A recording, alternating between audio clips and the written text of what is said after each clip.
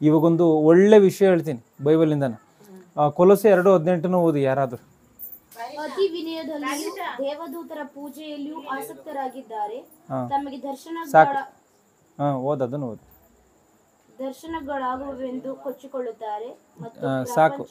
ಇಲ್ಲಿ ನೋಡಿ ಏನೈತೆ ಅಂದರೆ, ಈ ಪೌಲನು ಈ ಕೊಲೊಸ್ಸೆಯವರಿಗೆ ಬರೆಯುವಂಥ ಸಮಯದಲ್ಲಿ ಅಂದರೆ ಯೇಸು ಕ್ರಿಸ್ತನ ಆ ಒಂದು ಯಾವಾಗ ಆತನು ಪುನರುತ್ಥಾನವಾಗಿ ಆತನು ಪರಲೋಕಕ್ಕೆ ಹೋದ್ನೋ, ಪರಲೋಕಕ್ಕೆ ಹೋದ್ಮೇಲೆ ಇವರು ಸೇವೆಯನ್ನು ಸ್ಟಾರ್ಟ್ ಮಾಡ್ತಾರೆ. ಈ ಸೇವೆಯನ್ನು ಸ್ಟಾರ್ಟ್ ಮಾಡಿದಂಥ ಸಮಯದಲ್ಲಿ ಎಷ್ಟೋ ಪಾಠಗಳನ್ನು ಅನುಭವಿಸುವಂಥದ್ದು ಬರ್ತದೆ. ಆ ಪಾಠಗಳಲ್ಲಿ ಸೆರೆವಾಸವು ಒಂದು, ಅಂದರೆ ಜೈಲಿನಲ್ಲಿ ಇರಬೇಕಾದಂಥ ಪರಿಸ್ಥಿತಿ ಬರುತ್ತೆ. ಈ ಪೌಲನು ಅಪೊಸ್ತಲನಾದಂಥ ಪೌಲನ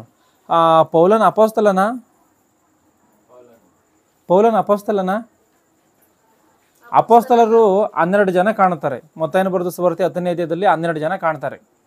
12 ಮಂದಿ ಅಪೊಸ್ತಲರು ಎಂಬುದಾಗಿ ಬರೆಯಲ್ಪಟ್ಟಿದೆ. ಈಗ ಪೌಲನು ಅಪೊಸ್ತಲನ, ಅದು ಮತ್ತಾಯನ ಬರೆದ ಸುವಾರ್ತೆ 10ನೇ ಅಧ್ಯಾಯದಲ್ಲಿ ಪೌಲನ ಹೆಸರಿಲ್ಲ, ಅಪೊಸ್ತಲರ ಪಟ್ಟಿಯಲ್ಲಿ ಆತನ ಹೆಸರಿಲ್ಲ. ಆಮೇಲೆ ಆತನ ನೇಮಕವಾಗ್ತಾನೆ. ಈಗ ಪೌಲನ ಅಪೊಸ್ತಲನ ಇಲ್ಲ ಬೇರೆನಾ? ಹೆಂಗೆ ಅಲ್ವಾ? ಹೆಂಗೆ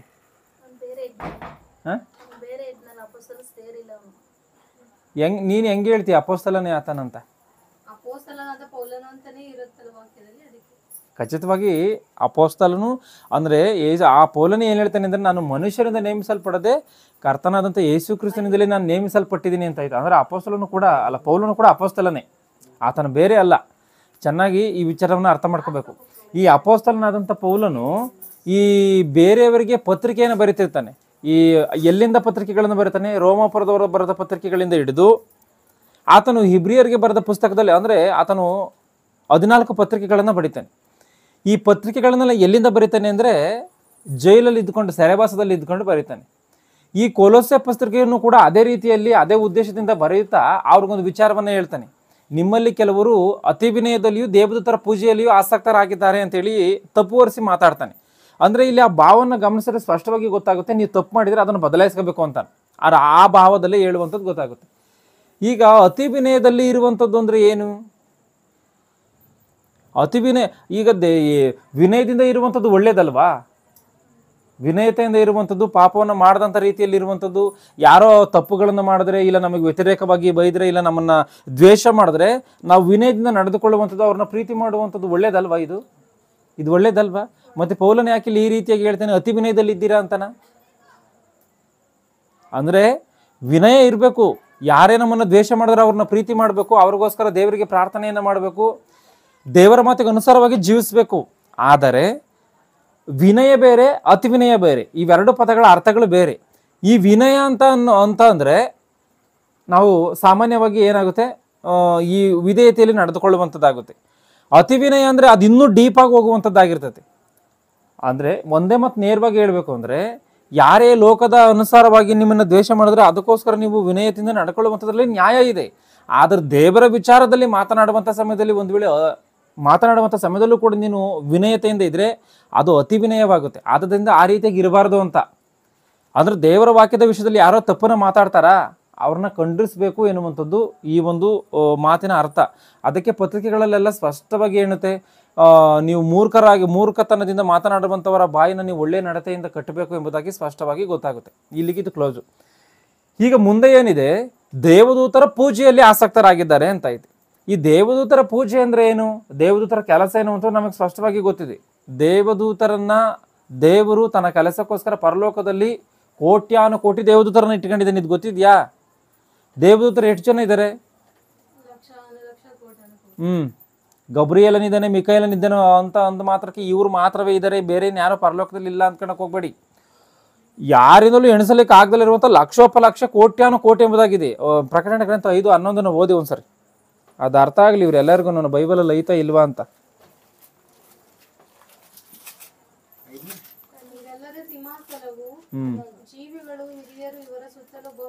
ತಡಿ ಒಂದ್ಸರಿ ರೆಫರೆನ್ಸ್ ಹೇಳಿರು, ತಲ್ಲಿಟ್ಕೊಂತಾರೆ. ಪ್ರಕಟಣೆ ಗ್ರಂಥ 5ನೇ ಅಧ್ಯಾಯ 11ನೇ ವಚನದಲ್ಲಿ ಈ ಮಾತೈತೆ ಬೈಬಲಲ್ಲಿ. ಇದನ್ನ ಚೆನ್ನಾಗಿ ಓದ್ಕೊಳ್ಳು, ಓದು. ಇದಲ್ಲದೆ ಸಿಂಹಾಸನವು, ಜೀವಿಗಳು, ಹಿರಿಯರು, ಇವರ ಸುತ್ತಲೂ ಬಹುಮಂದಿ ದೇವದೂತರನ್ನು ಕಂಡೆನು. ಅವರ ಲಕ್ಷವಾಗಿಯೂ ನೋಡಿ, ತಂದೆಯಾದ ದೇವರ ಸಿಂಹಾಸನ ಇದೆ. ಅದರ ನೆಕ್ಸ್ಟ್ ಸ್ಟೆಪ್ಪಿನಲ್ಲಿ ಈ ಒಂದು ಜೀವಿಗಳಿದೆ, ಅಂದರೆ ಕೆರೋಬಿಯರು, ಮನುಷ್ಯನ ರೂಪದ್ದು, ಗರುಡ ಪಕ್ಷಿಯ ರೂಪದ್ದು, ಸಿಂಹದ ಮುಖದ್ದು, ಓರಿಯ ಮುಖದ್ದು, ಅಂದರೆ ಈ 4 ಜೀವಿಗಳು ಒಂದು ಸ್ಟೆಪ್ ಇದೆ. ಅದಾದ ನಂತರ 24 ಮಂದಿ ಹಿರಿಯರು, ಅಂದರೆ ಇವರು ಕೂಡ ದೇವದೂತರನ್ನೇ, ಮನುಷ್ಯರಲ್ಲ. ಇದನ್ನು ಚೆನ್ನಾಗಿ ಅರ್ಥ ಮಾಡ್ಕೋಬೇಕು. ಇವರು ಕೂಡ ದೇವದೂತರೇ. ಅಂದರೆ ದೇವರ ಸಿಂಹಾಸನ ಇದೆ, ಆನಂತರ ಜೀವಿಗಳಿದೆ, ಆನಂತರ 24 ಮಂದಿ 24 ಮಂದಿ ಸಿಂಹಾಸನದ ಮೇಲೆ ಕುಳಿತಿರುವಂಥ ಹಿರಿಯರಿದೆ. ಇವರ ಸುತ್ತಲೂ ಏನಂತೆ ಬಹುಮಂದಿ ದೇವದೂತರನ್ನ ಕಂಡನು ಎಂಬುದಾಗಿದೆ. ಅಂದರೆ ಇವರ ಸಂಖ್ಯೆ ಎಷ್ಟು ಅಂದರೆ ಕೋಟ್ಯಾನುಕೋಟಿಯಾಗಿಯೂ ಲಕ್ಷವಾಗಿಯೂ ಇತ್ತು ಎಂಬುದಾಗಿದೆ. ಅಂದರೆ ಇವರೆಲ್ಲ ಯಾಕೆ ಕೋಟ್ಯಾನುಕೋಟಿ ಲಕ್ಷೋಪಲಕ್ಷ ದೇವದೂತರು ಇದ್ದಾರೆ ಅಂದರೆ ದೇವರ ಒಂದು ಕೆಲಸವನ್ನು ಮಾಡೋದಕ್ಕೋಸ್ಕರವೇ, ಅಂದರೆ ಮನುಷ್ಯನಿಗೆ ಸೇವೆ ಮಾಡೋದಕ್ಕೋಸ್ಕರವೇ. ಒಂದೇ ಮಾತು ಹೇಳಬೇಕು ಅಂದರೆ ಅಂಥ ದೇವದೂತರು, ಅಂದರೆ ದೇವದೂತರ ಒಂದು ಶಕ್ತಿಗೂ ಮನುಷ್ಯನ ಶಕ್ತಿಗೂ ಎಷ್ಟು ವ್ಯತ್ಯಾಸ ಅಂದರೆ ಅಜಗಜಾಂತರವಾದಂಥ ವ್ಯತ್ಯಾಸ ಐತೆ. ಅಜಗಜಾಂತರವಾದಂಥ ಶಕ್ತಿ ಸಾಮರ್ಥ್ಯಗಳೈತೆ. ಮನುಷ್ಯನ ಕೈಯಲ್ಲಿ ಆಗದಲ್ಲಿರುವಂಥದ್ದನ್ನು ದೇವದೂತ ಆತ್ಮಗಳು ಮಾಡಿಬಿಡುತ್ತೆ. ಈ ಹಳೆ ಒಡಂಬಡಿಕೆಯಲ್ಲಿ ಒಬ್ಬ ದೇವದೂತನು ಫಿಲಿಸ್ಟಿಯ ಸೈನ್ಯವನ್ನ ಒಂದು ರಾತ್ರಿಯಲ್ಲಿ ಬಂದು 1,85,000 ಜನವನ್ನ ಹತ ಮಾಡಿಬಿಡ್ತಾನೆ, ಒಬ್ಬ ದೇವದೂತನು. ಅಂದ್ರೆ ಅಷ್ಟು ಶಕ್ತಿ ಇದೆ, ದೊಡ್ಡ ಅಷ್ಟು ಶಕ್ತಿ ಇದೆ. ಕೀರ್ತನೆ 8ನೇ ಅಧ್ಯಾಯದಲ್ಲಿ ಇದೇ ಇದೆ, ದೇವದೂತರಿಗಿಂತವೇ ಸ್ವಲ್ಪವೇ ಕಡಿಮೆಯಾಗಿ ಮಾಡಿದ್ದೀಯಲ್ಲ ಅಂತಾನೆ. ಮಾನವನ ಪ್ರಭಾವವನ್ನು ನೀನು ಕೊಟ್ಟಿದ್ದೀಯ ಅಂತ. ಅಂದ್ರೆ ಮನುಷ್ಯನ ವಿಷಯದಲ್ಲಿ ದೇವರು ಈ ರೀತಿಯಾಗಿ ಮಾತಾಡ್ತಾರೆ. ದೇವದೂತರ ಶಕ್ತಿನೇ ಬೇರೆ, ಮನುಷ್ಯನ ಶಕ್ತಿನೇ ಬೇರೆ. ಮನುಷ್ಯನಿಗೆ ಇರುವಂಥ ಶಕ್ತಿ ದೇವದೂತರದಲ್ಲ. ದೇವದೂತರಿಗಿರುವಂಥ ಆ ದೊಡ್ಡ ಶಕ್ತಿ ಮನುಷ್ಯನಿಗಿಲ್ಲ. ಚೆನ್ನಾಗಿದ್ದನ್ನು ತಿಳ್ಕೋಬೇಕು. ಇಂಥ ದೊಡ್ಡ ಶಕ್ತಿಯನ್ನ, ಇಂಥ ದೊಡ್ಡ ಅಧಿಕಾರವನ್ನ ದೇವರು ಆ ಒಂದು ದೇವದೂತರಿಗೆ ಏನಕ್ಕೋಸ್ಕರ ಕೊಟ್ಟಿದ್ದಾನೆ ಅಂದರೆ ಆ ಸೇವಕರನ್ನ ತನ್ನ ಮಕ್ಕಳಿಗೆ ಸೇವೆ ಮಾಡೋದಕ್ಕೋಸ್ಕರ. ಇಲ್ಲಿ ನಿಮ್ಗೆ ಅನುಮಾನ ಬರ್ಬೋದು. ಒಂದು ಏನು ಅಂದರೆ, ಅನುಮಾನ ನಿಮಗೆ ಬರಲ್ಲ, ನಾನೇ ಹೇಳ್ತೀನಿ. ತನ್ನ ಮಕ್ಕಳನ್ನ ದೇವರು ಏನು ಮಾಡ್ತಾನೆ, ದೇವದೂತರಿಗಿನ ಹೆಚ್ಚಿನದಾಗಿ ನೋಡ್ತಾನೆ. ಇಬ್ರಿಯರಿಗೆ 2ನೇ ಅಧ್ಯಾಯ 5ನೇ ವಚನದ ಪ್ರಕಾರವಾಗಿ, ಇಬ್ರಿಯರಿಗೆ 1ನೇ ಅಧ್ಯಾಯ 7ನೇ ವಚನದ ಪ್ರಕಾರವಾಗಿ, ಇಬ್ರಿಯರಿಗೆ 1ನೇ ಅಧ್ಯಾಯ 5ನೇ ವಚನದ ಪ್ರಕಾರವಾಗಿ ಇಲ್ಲಿ ಸ್ಪಷ್ಟವಾಗಿ ಕಾಣುತ್ತೆ. ದೇವದೂತರುಗಳಿಗಿಂತ ದೇವರ ಮಕ್ಕಳಿಗೆ ಹೆಚ್ಚಿನದಾದಂಥ ಒಂದು ಪ್ರಾಧಾನ್ಯತೆಯನ್ನು ಕೊಟ್ಟಿದ್ದಾನೆ. ಮತ್ತೆ ಈ ಒಂದು ಪರಲೋಕವನ್ನು ದೇವದೂತರಿಗೆ ಅಧೀನ ಮಾಡಿಲ್ಲ ಎನ್ನುವಂಥದ್ದು ಗೊತ್ತಿದೆ. ಇವರೆಲ್ಲರೂ ಕೂಡ ಊಳಿಗದ ಆತ್ಮಗಳು ಎಂಬುದಾಗಿ 1ನೇ ಅಧ್ಯಾಯ 14ನೇ ವಚನದಲ್ಲಿ ಇಬ್ರಿಯರಿಗೆ ಬರೆದ ಪುಸ್ತಕದಲ್ಲಿ ಸ್ಪಷ್ಟವಾಗಿ ವಾಕ್ಯಗಳು ಹೇಳುತ್ತೆ. ಅಂದರೆ ಇವೆಲ್ಲ ವಾಕ್ಯಗಳಿಂದ ಗೊತ್ತಾಗುವಂಥ ವಿಚಾರ ಏನು ಅಂದರೆ, ಮನುಷ್ಯನೇ ಶ್ರೇಷ್ಠನು ದೇವದೂತರಿಗಿಂತನ ಅಂತ. ಮತ್ತೆ ಮನುಷ್ಯನೇ ಶ್ರೇಷ್ಠನಾಗಿರುವಾಗ ಯಾಕೆ ಮನುಷ್ಯನಿಗೆ ಹೆಚ್ಚಿನದಾದಂಥ ಶಕ್ತಿಯನ್ನು ಕೊಡಬೇಕು, ಹೆಚ್ಚಿನದಾದಂಥ ಅಧಿಕಾರವನ್ನು ಕೊಡಬೇಕು? ಯಾಕೆ ದೇವದೂತರಿಗೆ ಅಂಥ ಶಕ್ತಿ ಬೇಕು? ದೇವದೂತರಿಗೆ ಏನಕ್ಕಂಥ ಶಕ್ತಿ ಬೇಕು? ಮನುಷ್ಯರನ್ನ ದೇವ್ರು ಪ್ರೀತಿ ಮಾಡ್ತಾ ಇದ್ದಾನೆ, ತನ್ನ ಮಕ್ಕಳನ್ನ ಪ್ರೀತಿ ಮಾಡ್ತಾ ಇದ್ದಾನೆ, ಮಕ್ಕಳನ್ನ ಗೌರವಿಸ್ತಾ ಇದ್ದಾನೆ, ಮಕ್ಕಳಿಗೋಸ್ಕರ ಎಲ್ಲ ಸೇವೆಯನ್ನು ಮಾಡಿಸ್ತಾ ಇದ್ದಾನೆ ಈ ದೇವದೂತರ ಕೈಯಲ್ಲಿ. ಮತ್ತೆ ಹಂಗಿರುವಾಗ ಮಕ್ಕಳಿಗೆ ಶಕ್ತಿಯನ್ನು ಹೆಚ್ಚಾಗಿ ಕೊಡ್ಬೋದಲ್ಲ, ದೇವದೂತರಿಗೆ ಯಾಕೆ ಹೆಚ್ಚಿನದಂಥ ಶಕ್ತಿ ಬೇಕು? ಈಗ ದೇವದೂತರ ಶಕ್ತಿ ಏನು ಅಂದರೆ, ಅವರು ಆತ್ಮಗಳು. ಇದನ್ನು ಚೆನ್ನಾಗಿ ಅರ್ಥ ಮಾಡ್ಕೋಬೇಕು. ಈ ಆತ್ಮಗಳು, ಈ ಸೃಷ್ಟಿಯಲ್ಲಿರುವಂಥ ಯಾವುದು ಕೂಡ ಈ ಆತ್ಮವನ್ನು ಬಂಧಿಸುವಂಥ ಶಕ್ತಿ ಇಲ್ಲ. ಈಗ ನಾವೆಲ್ಲ ಶರೀರದೊಂದಿಗೆ ಇದ್ದೀವಿ. ಆ ಡೋರ್ ಕ್ಲೋಸ್ ಮಾಡಿಬಿಟ್ರೆ ಅಂದ್ರೆ ನಾವು ಯಾರೋ ಹೊರಗಡೆ ಹೋಗೋದಕ್ಕಾಗಲ್ಲ. ಅರ್ಥ ಆಗ್ತಾಯ್ತಾ? ಆದರೆ ನಮ್ಮ ಆತ್ಮಕ್ಕಿರುವಂಥ ಶಕ್ತಿ ಏನು ಅಂದರೆ, ಯಾವ ಡೋರ್ನ ಕ್ಲೋಸ್ ಮಾಡಿದ್ರೂ ಅದು ಹೋಗ್ಬಿಡುತ್ತೆ ಆಚೆ. ಅಂದರೆ ಈ ಸೃಷ್ಟಿಯಲ್ಲಿ ಯಾವ ವಸ್ತುವಿಗೂ ಆತ್ಮವನ್ನು ಬಂಧಿಸುವಂಥ, ಆತ್ಮವನ್ನು ಕಂಟ್ರೋಲ್ ಮಾಡುವಂಥ ಶಕ್ತಿ ಯಾವ ವಸ್ತುವಿಗೂ ಇಲ್ಲ. ಅದು ದೇವರಿಂದ ಬಂದಿರುವಂಥ ಶಕ್ತಿ ಅದು. ಇದನ್ನು ಚೆನ್ನಾಗಿ ಅರ್ಥ ಮಾಡ್ಕೋಬೇಕು. ಈ ಒಂದು ಡೋರ್ ಎನ್ನುವಂಥದ್ದು ಮನುಷ್ಯನ ಶರೀರವನ್ನು ಬಂಧಿಸ್ಬಿಡುತ್ತೆ. ಆದರೆ ಈ ಸೃಷ್ಟಿಯಲ್ಲಿರುವಂಥ ಯಾವ ವಸ್ತುವು ಕೂಡ ಮನುಷ್ಯನ ಒಂದು ಆತ್ಮವನ್ನು ಬಂಧಿಸುವಂಥ ಶಕ್ತಿ ಇಲ್ಲ. ಈಗ ಆ ದೇವದೂತರಿಗೆ ಅಂಥ ಶಕ್ತಿ ಇದೆ ಅಂತ ನೋಡೋಕೆ ಅಂಥ ಶಕ್ತಿ ಇದೆ. ಕ್ಷಣದಲ್ಲಿ ಆ ಪರಲೋಕದಿಂದ ಈ ಭೂಲೋಕಕ್ಕೆ ಬರುವಂಥ ಶಕ್ತಿ ಇದೆ. ಈ ಭೂಲೋಕದಿಂದ ಮತ್ತೆ ಪರಲೋಕಕ್ಕೆ ಮುಂದೆ ಕ್ಷಣದಲ್ಲಿ ಹೋಗುವಂಥ ಶಕ್ತಿಗಳಿದೆ. ಒಂದೇ ಸೆಕೆಂಡಿನಲ್ಲಿ ಭೂಮಿಯನ್ನು ನಾಶ ಮಾಡುವಂಥ ಶಕ್ತಿ ದೇವದೂತರಿಗಿದೆ. ಏನಕ್ಕೋಸ್ಕರ ಈ ರೀತಿಯಾಗಿ ಅಂದರೆ, ದೇವದೂತರಿಗಿಂತ ಸೇವಕರಿಗೆ ಯಾಕೆ ಹೆಚ್ಚಿನದಾದಂಥ ಶಕ್ತಿಯನ್ನು ಕೊಡಬೇಕು? ಮಕ್ಕಳಿಗೆ ಹೆಚ್ಚಿನದಾದಂಥ ಶಕ್ತಿಯನ್ನು ಕೊಡ್ಬೋದಲ್ಲ. ಮಕ್ಕಳಿಗೆ ಕೊಡದಲ್ಲೇ ಸೇವಕರಿಗೆ ಏನಕ್ಕೋಸ್ಕರ ಕೊಡ್ತಾನೆ? ನಿಮ್ಮಲ್ಲಿ ಏನು ಹೇಳ್ತೀರ ಉತ್ತರ ಇದಕ್ಕೆ? ದೇವರು ಅನ್ಯಾಯಿಸ್ತಾನ?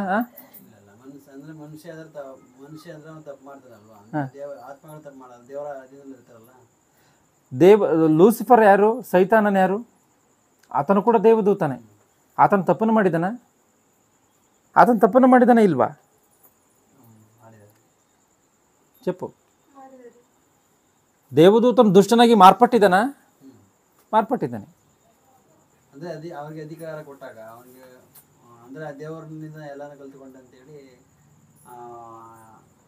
ಅಂದ್ರೆ ದೇವರು ತಿರುಗಿದಲ್ವಾ? ಅದನ್ನೇ ಈಗ ದೇವದೂತರು ಕೂಡ ತಪ್ಪನ್ನ ಮಾಡ್ತಾರೆ ಅಂದರೆ ತಪ್ಪನ್ನ ಮಾಡೇ ಮಾಡ್ತಾರೆ.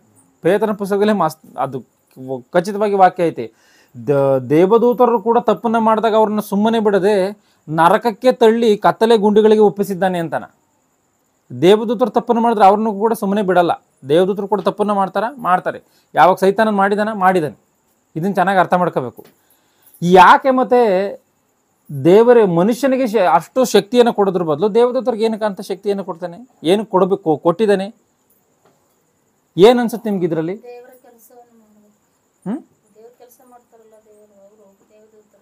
ದೇವರ ಕೆಲಸವನ್ನು ಈಗ ನಾವು ದೇವರ ಕೆಲಸವನ್ನು ಮಾಡ್ತಾ ಇದ್ದೀವಲ್ಲ ಈ ಭೂಮಿ ಮೇಲೆ.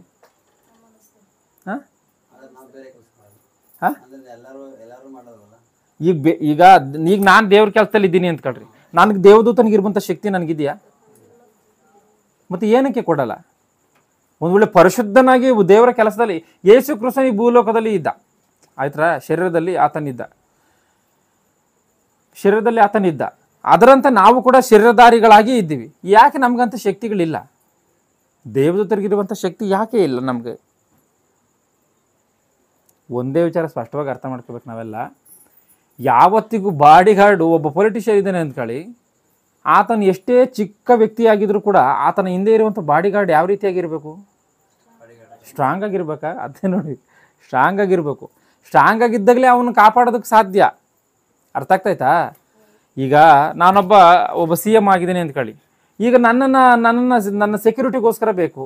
ಸೆಕ್ಯೂರಿಟಿಗೋಸ್ಕರ ಯಾರೋ ಚಿಕ್ಕ ಪುಟ್ಟ ಹುಡುಗರನ್ನ ಇಟ್ಕೊಂಡ್ರೆ ಆಗುತ್ತಾ? ಇಲ್ಲ ರೋಗದಲ್ಲಿರುವಂಥ ಸಾಯಂಗಿರ ಆಗೇಗಲೂ ದಮ್ಮಂತನೇನುವಂಥವ್ನ ಇಟ್ಕೊಂಡ್ರೆ ಆಗುತ್ತಾ? ಬಲಾಢ್ಯನಾಗಿರ್ಬೇಕು. 4 ಜನ ಆತನನ್ನು CM ಮೇಲೆ ಏನೋ ಎದುರೊಳೆ ದೂಕೋದಕ್ಕೆ ಬಂದ್ರೂ ಅವ್ರನ್ನ ಕಂಟ್ರೋಲ್ ಮಾಡುವಂಥ ಶಕ್ತಿ ಇವ್ರಿಗೆ ಬೇಕು. ಅಂದರೆ ಈ ಸೆಕ್ಯೂರಿಟಿಗಳಿಗೆ ಹೆಚ್ಚಿನದಂಥ ಬಲ ಬೇಕು. ಅಂದರೆ ಈಗ ದೇವದೂತರು ಕೂಡ ಮನುಷ್ಯನನ್ನು ಕಾಪಾಡೋದಕ್ಕೆ, ಅವ್ರು ಸೇವ್ ಮಾಡೋದಕ್ಕೋಸ್ಕರ ಅವರೇ ಅಂತಂದ್ರೆ ಅವ್ರಿಗೆ ಹೆಚ್ಚಿನದಂಥ ಶಕ್ತಿ ಬೇಕು. ಅರ್ಥ ಆಗ್ತಾಯ್ತಾ? ಇದನ್ನು ಚೆನ್ನಾಗಿ ಅರ್ಥ ಮಾಡ್ಕೋಬೇಕು. ಈಗ ಇಲ್ಲೇನಿದೆ? ದೇವದೂತರ ಪೂಜೆಯಲ್ಲಿ ಆಸಕ್ತರಾಗಿದ್ದಾರೆ ಅಂತ ಐತಿ. ದೇವದೂತರ ಪೂಜೆ ಅಂದ್ರೇನು? ಇವೆಲ್ಲವೂ ಕೂಡ ನಾನೀಗ ಹೇಳಿದಂಥವೆಲ್ಲವೂ ಕೂಡ ದೇವರ ಕೆಲಸಗಳು, ಅಂದರೆ ದೇವದೂತರ ಕೆಲಸಗಳು. ದೇವರು ಪರಲೋಕದಲ್ಲಿ ಏನೇ ಆಜ್ಞೆಯನ್ನು ಮಾಡ್ದ ಅಂದ್ಕೊಳ್ಳಿ, ದೇವದೂತರು ಏನು ಮಾಡ್ತಾರೆ? ಬಂದು ಅದನ್ನು ನೆರವೇರಿಸ್ತಾರೆ ಭೂಮಿ ಮೇಲೆ. ದೇವರು ಒಂದು ವೇಳೆ ನಿನ್ನ ಭೂಮಿ ಮೇಲೆ ಹೋಗಿ ಇಂಥದನ್ನು ನಾಶ ಮಾಡು ಎಂಬುದಾಗಿ ದೇವದೂತನಿಗೆ ಹೇಳಿದ್ರೆ ಆ ದೇವದೂತನ ಬಂದು ಅದನ್ನು ನಾಶ ಮಾಡಿ ಹೋಗ್ತಾನೆ. ಇಷ್ಟು ಜನವನ್ನ ನಿರ್ನಾಮ ಮಾಡೋಂದ್ರೆ ಅಷ್ಟು ಜನವನ್ನ ಅದನ್ನ ನಿರ್ನಾಮ ಮಾಡಿ ಹೋಗ್ತಾನೆ. ಸೊದೋಮ್ ಗೊಮೋರ ಪಟ್ಟಣಗಳಿಂದ ನಾಶ ಮಾಡಬೇಕು, ನೀನು ಹೋಗಲ್ಲಿ ನೋಡ್ಕೊಂಬ ಅಂತ ಹೇಳ್ತಿದ್ದಂಗೆ ಬಂದರು, ಅದನ್ನು ನೋಡ್ಕೊಂಡ್ರು, ಪಟ್ಟಣದಲ್ಲಿ ಬೆಂಕಿ ಬಿತ್ತು, ಸತ್ತೋದ್ರು ಎಲ್ಲ ಜನ. ಅಂದರೆ ಈಗ ಗಬ್ರಿಯೇಲನ್ ಬರ್ತಾನೆ, ಲೂಕನ ಬರೆದ ಸುವಾರ್ತೆ 1ನೇ ಅಧ್ಯಾಯದಲ್ಲಿ ಗಬ್ರಿಯೇಲನ್ ಬರ್ತಾನೆ. ಗಬ್ರಿಯೇಲನ್ ಬಂದು ಏನು ಮಾಡ್ತಾನೆ? ಯೋಹಾನನ ಜನನವನ್ನು ಮುಂದೆ ತಿಳಿಸ್ತಾನೆ. ಅಂದರೆ ಇವೆಲ್ಲವೂ ಕೂಡ ದೇವದೂತರಿಗೆ ಹೇಳಿದಂಥ ಕೆಲಸವನ್ನು ಅವರು ನೇರವಾಗಿ ಬಂದು ಮಾಡ್ಕೊಂಡು ಹೋಗಿದ್ದಾರೆ. ಅದರಲ್ಲಿ ಯಾವ ಲೋಪವಿಲ್ಲದಂಥ ರೀತಿಯಲ್ಲಿ ಅವ್ರು ನಡ್ಸ್ಕೊಂಡು ಹೋಗಿದ್ದಾರೆ ಕೆಲಸವನ್ನು. ಈ ಮುಂದೆನೂ ಕೂಡ ಮಾಡ್ತಾರೆ. ಇದನ್ನು ಚೆನ್ನಾಗಿ ಅರ್ಥ ಮಾಡ್ಕೋಬೇಕು. ಇವೆಲ್ಲವೂ ಕೂಡ ದೇವದೂತರ ಕೆಲಸಗಳು. ದೇವದೂತರ ಪೂಜೆ ಅಂದ್ರೇನು? ಈಗ ಅದು ಈಗ ದೇವರ ಆಜ್ಞೆಗಳನ್ನು ಪಾಲಿಸುವಂಥದ್ದು ಅಂತ ಅಂದ್ರೂ, ದೇವರ ಇವೆಲ್ಲ ಕೆಲಸಗಳು ಅಂತ ಅಂದ್ರೂ ಒಂದೇನೇನೆ. ಈಗ ಅದನ್ನೇ ಹೇಳ್ಕೊಂಬಂದಲ್ಲ, ದೇವರ ಆಜ್ಞೆಗಳನ್ನು ಪಾಲಿಸುವಂಥದ್ದು ಅದು ಕೆಲಸಗಳು. ಪೂಜೆ ಐತಲ್ಲ, ಇದೇನು? ಇಲ್ಲಿ ಯೆಶಾಯನ ಗ್ರಂಥ 6ನೇ ಅಧ್ಯಾಯ 2ನೇ ವಚನದಿಂದ 6ನೇ ವಚನವನ್ನು ಓದಿ. ಯೆಶಾಯನ ಗ್ರಂಥ 6ನೇ ಅಧ್ಯಾಯ 2ನೇ ವಚನದಿಂದ 4ನೇ ವಚನ. ಬೈಬಲ್ ಇಲ್ಲ ನಿಮ್ಮ ಹತ್ರ? 6ನೇ ಅಧ್ಯಾಯ 2ರಿಂದ 4 ಓದಿ.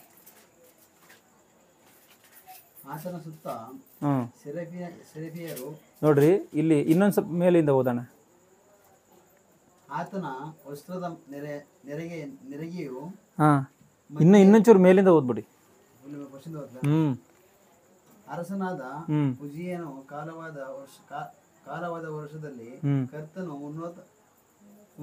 ಉನ್ನತ ಸಿಂಹಾಸನರೂಢನಾಗಿರುವನು. ಕರ್ತನಾದಂಥವನು ದೇವರು ಉನ್ನತೋನ್ನತನಾಗಿ ಸಿಂಹಾಸನಾರೂಢನಾಗಿರುವುದನ್ನು ಕಂಡೆನೆಂಬುದಾಗಿದೆ. ಅಂದರೆ ದೇವರು ಆಕಾಶ ಮಹಾಕಾಶ, ಅಂದರೆ ಆಕಾಶ ಉನ್ನತೋನ್ನತವಾದಂಥ ಆಕಾಶ ಎಂಬುದಾಗಿ ಹೇಳ್ತೀವಿ. ಅಂದರೆ ಆಕಾಶ ಉನ್ನತವಾದಂಥ ಆಕಾಶ ಎಂಬುದಾಗಿ ಅಲ್ಲಿ ಖಚಿತವಾಗಿ ಬರೆಯಲ್ಪಟ್ಟಿರುತ್ತೆ. ಈ ಆಕಾಶ ಅಂದ್ರೇನು? ಉನ್ನತವಾದಂಥ ಆಕಾಶ ಅಂದ್ರೇನು? ಆಕಾಶಗಳು ಎರಡಿದವ? ಒಂದೇ? ಲೋಕಗಳು ಎಷ್ಟಿದೆ? ಎಷ್ಟು ಲೋಕಗಳಿದೆ? 7?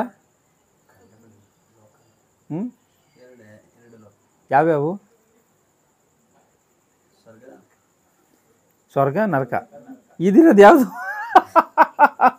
ಈಗ ನಾವು ಎಲ್ಲಿದ್ದೀವಿ ಮತ್ತೆ? ಸ್ವರ್ಗದಲ್ಲಿದ್ದೀವ, ನರಕದಲ್ಲಿದ್ದೀವ? ಈಗ ಯಾವ ಇದು ನಾವೀಗ ಇರೋದು ಯಾವ ಲೋಕ?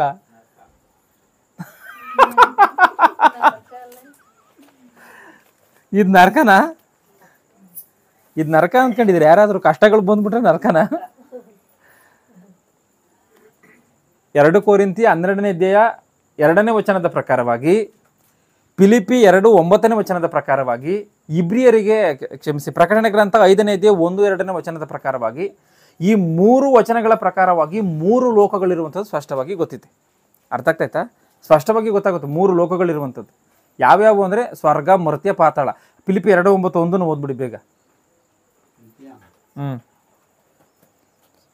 ಒಬ್ರು ಯಾರನ್ನ 2 ಕೊರಿಂಥಿ 12:1-2 ಓದು. ಒಬ್ರು ಯಾರನ್ನ ಹತ್ತಕ್ಕ ನಿಂತಕ್ಕ ಹಾಸ್ಬೋದು ಅದನ್ನ.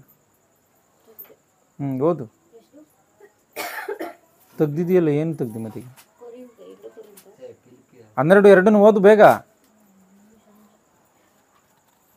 ಅವನು 14 ವರ್ಷಗಳ ಹಿಂದೆ ಮೂರನೆಯ ಆಕಾಶ. ನೋಡಿ ಇಲ್ಲೇನು ಹೇಳುತ್ತೆ? 3ನೇ ಆಕಾಶ ಅಂತ ಹೇಳುತ್ತೆ. ಅಂದ್ರೆ 3 ಆಕಾಶಗಳಿದೆಯಾ? ಬೈಬಲಲ್ಲಿ ಖಚಿತವಾಗಿ ಹೇಳುತ್ತೆ. 2 ಕೊರಿಂಥಿ 12ನೇ ಅಧ್ಯಾಯ 2ನೇ ವಚನದಲ್ಲಿ 3ನೇ ಆಕಾಶದ ಪರ್ಯಂತರಕ್ಕೂ ಅಂತ ಅಂದ್ರೆ 3 ಆಕಾಶಗಳೈತೆ ಅನ್ನುವಂಥದ್ದನ್ನ ಇಲ್ಲಿ ಹೇಳುತ್ತೆ. ಈಗ ಅದನ್ನೋದಿ ನೀವು ತೆಗ್ದಿರೋದನ್ನ ಫಿಲಿಪ್ಪಿ 2:9.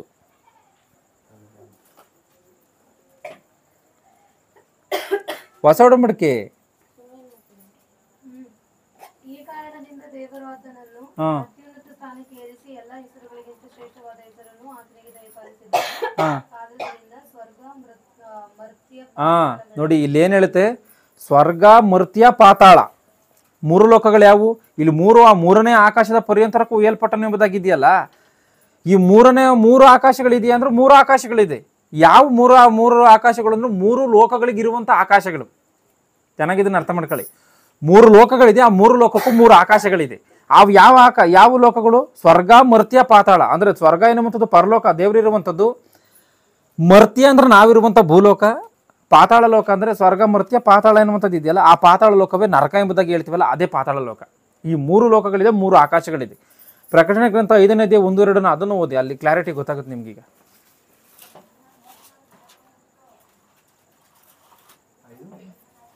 5:1-2.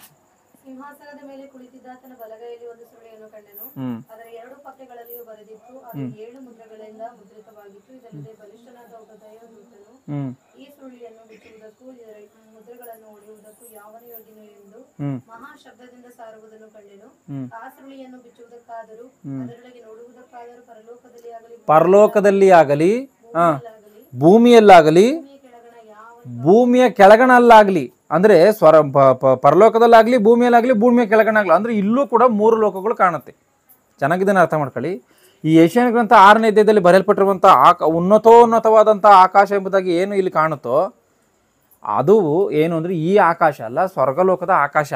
ಈ 3 ಲೋಕಗಳಿರುವಂಥ ಆಕಾಶಗಳನ್ನು ವಿಷಯದಲ್ಲಿ ಇಲ್ಲಿ ಬರೆಯಲ್ಪಟ್ಟಿರೋದು. ಈಗ ಮತ್ತೆ ಓದೋಣ ಏಷ್ಯಾನ ಗ್ರಂಥ 6ನೇ ಅಧ್ಯಾಯ 2 ಮೊದಲಿಂದ ಅದನ್ನು. ಅರ್ಥ ಆಯ್ತಾ? 3 ಲೋಕಗಳಿದೆ, 3 ಆಕಾಶಗಳಿದೆ. ಆ 3 ಲೋಕಗಳಿಗೂ 3 ಆಕಾಶಗಳಿದೆ. ಆಕಾಶ ಉನ್ನತೋನ್ನತವಾದಂಥ ಆಕಾಶ ಅಂತ ಹೇಳುತ್ತೆ. ಅಂದರೆ ಈ ಆಕಾಶ ಅಲ್ಲ, ಇನ್ನೂ ಉನ್ನತವಾಗಿರುವಂಥ ಪರಲೋಕದ ಆಕಾಶ ಅಂತ. ಅರಸನಾದ ಉಜ್ಜೀಯನ ಕಾಲವಾದ ವರ್ಷದಲ್ಲಿ ಕರ್ತನು ಉನ್ನತೋನ್ನತ ಸಿಂಹಾಸನಾರೂಢನಾಗಿರುವುದನ್ನು ಕಂಡೆನು. ಆತನ ವಸ್ತ್ರದ ನೆರಿಗೆಯು ಮಂದಿರದಲ್ಲೆಲ್ಲ ಹರಡಿತು. ಇನ್ನೊಂದ್ಸರಿ ಓದು, ಆತನ ವಸ್ತ್ರದ ಇನ್ನೊಂಚೂರು ಹಿಂದಿಂದ ಓದು. ಉನ್ನತೋನ್ನತ ಸಿಂಹಾಸನಾರೂಢನಾಗಿರುವುದನ್ನು ಉನ್ನತೋನ್ನತ ಸಿಂಹಾಸನಾರೂಢನು ಅಂದರೆ ಏಷಯ 66:1 ಆಕಾಶವೇ ಸಿಂಹಾಸನ, ಭೂಮಿನೇ ಪಾದಪೀಠ ಅಂತ ಹೇಳುತ್ತೆ. ಈಗ ಉನ್ನತೋನ್ನತವಾದಂಥ ಆಕಾಶದಲ್ಲಿ ಆತನು ಸಿಂಹಾಸನಾರೂಢನಾಗಿದ್ದಾನೆ ಅಂದರೆ ಹೌದು. ಅಂದರೆ ಈ ಆಕಾಶ ಅಲ್ಲ, ಇನ್ನೊಂದು ಆಕಾಶದಲ್ಲಿ ಆತನು ಸಿಂಹಾಸನದ ಮೇಲೆ, ಅಂದರೆ ಈಗ ನಾನು ಯಾವ ರೀತಿಯಾಗಿ ಚೇರ್ ಮೇಲೆ ಕೂತ್ಕೊಂಡಿದ್ದಾನೆ ಹಂಗೆ ಆಕಾಶದ ಮೇಲೆ ಕೂತ್ಕೊಂಡಿದ್ದಾನಂತೆ ದೇವರು.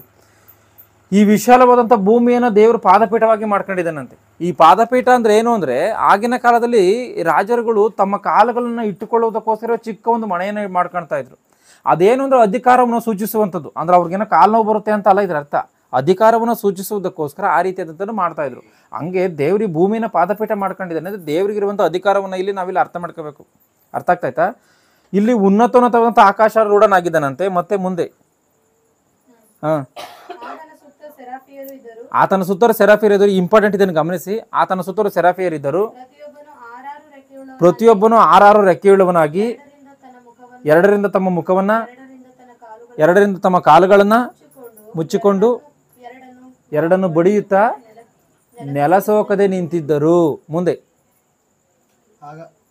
ಆಗ ಒಬ್ಬನು ಮತ್ತೊಬ್ಬನಿಗೆ ಸೇನಾಧೀಶ್ವರನಾದ ಯೆಹೋವನು ಪರಿಶುದ್ಧನು ಪರಿಶುದ್ಧನು. ನೋಡಿ, ಆಗ ಒಬ್ಬನು ಮತ್ತೊಬ್ಬನಿಗೆ ದೇವರಾದ ಯೆಹೋವನು ಪರಿಶುದ್ಧನು ಪರಿಶುದ್ಧನು ಪರಿಶುದ್ಧನು. ಅಂದ್ರೆ ಇಲ್ಲಿ ನಾವು ಇವತ್ತು ಪೂಜೆ ಅಂದ್ರೆ ಏನ್ ಮಾಡ್ತೀವಿ?